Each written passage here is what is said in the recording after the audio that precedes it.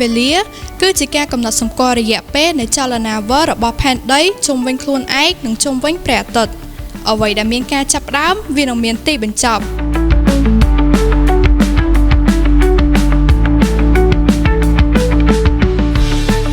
ជំរាបសួរនាងខ្ញុំកែវសុធានីតមកពីថ្នាក់ទី11កនៃសាលាមីគវេការ៉េប៊ីខិន1ថ្ងៃនេះខ្ញុំចង់មកនិយាយអំពីពេលវេលា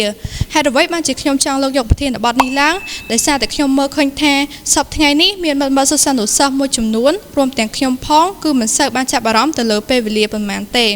ដូច្នេះហើយខ្ញុំចង់មកបកស្រាយអំពីតម្លៃនៃពេលវេលាថាតើវាមានតម្លៃបែបណាខ្លះពេលវេលាពិតជាមានសារៈសំខាន់ណាស់សម្រាប់ជីវិតជាពិសេសវាបានផ្ដល់នូវការយល់ដឹងអំពីមនុស្សជុំវិញខ្លួនបានផ្ដល់នូវការអភិវឌ្ឍនិងការវិវត្តខ្លួនបន្តិចម្ដងពេលវេលាមានសារៈសំខាន់ណាស់សម្រាប់ជីវិតជាពិសេសនោះគឺការសិក្សាមានមិត្តមួយចំនួននៅពេលដែលគ្រូសួរថាហេតុអ្វីបានជាប្អូនមកយឺតគាត់តែងតែឆ្លើយទៅវិញថាមកពីខ្ញុំកេងជ្រុលឬមួយក៏អ្នកខ្លះគាត់ឆ្លើយថាខ្ញុំរវល់ជូនម៉ាក់ទៅតូបលក់ឬមួយក៏ស្ទះផ្លូវជាដើមឬក៏ដែលធ្វើឲ្យគាត់កេងជ្រុលនោះគឺគាត់មិនបានផ្ដល់តម្លៃទៅឲ្យការងារដែលជាការសិក្សារបស់ខ្លួននេះឯងប្រសិនបើអ្នកទាំងអស់គ្នាជួបបញ្ហាបែបនេះតើអ្នកទាំងអស់គ្នាមានដំណោះស្រាយបែបណាដើម្បីមកសាលារៀនឲ្យបានទាន់ពេលវេលា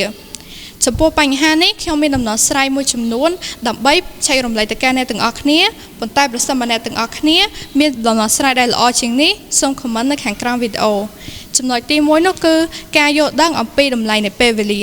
យើងត្រូវដឹងថាពេលវេលាមិនអាចថយក្រោយបានទេដូច្នេះហើយការមករៀនយឺតនឹងធ្វើឲ្យអ្នកទាំងអស់គ្នាខាតបង់នូវចំណេះដឹងនិងបាត់បង់នូវឱកាសរៀនសូត្រចំណុចទី2នោះគឺការកំណត់ពេលវេលាឲ្យបានត្រឹមត្រូវដូចជាយើងត្រូវកំណត់ខ្លួនឯងថាយើងត្រូវមកដល់សាលាឲ្យបានមុនម៉ោងយ៉ាងហោចណាស់ពី10ទៅ15នាទីហើយត្រូវចងចាំនូវគោលបំណងរបស់ខ្លួនឯងជានិច្ចដើម្បីជំរុញទឹកចិត្តខ្លួនឯងឲ្យមានភាពស្វាស្វែងជាងមុនចំណុចទី3នោះគឺការកែទម្លាប់រស់នៅប្រចាំថ្ងៃកុំចូលគេងយប់ជ្រៅពេកហើយត្រូវ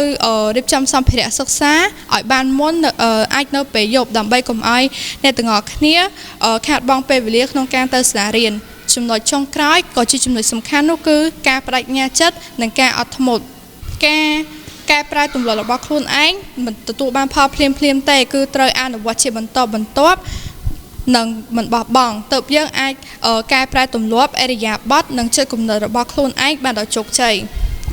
ដូច្នេះចូលកុំចំណាយពេលវេលារបស់អ្នកទាំងអស់គ្នាទៅលើរឿងណាដែលមកផ្ដល់ផលប្រយោជន៍ដល់ខ្លួនឯងគ្រួសារនិងសង្គមជាតិហើយចូលប្រើប្រាស់ពេលវេលាបានត្រឹមត្រូវសិក្សាស្វែងយល់អំពីវាកាន់តែច្បាស់ហើយចេះបែងចែកនិងប្រើប្រាស់ពេលវេលាបានត្រឹមត្រូវនិងមានតម្លៃបំផុត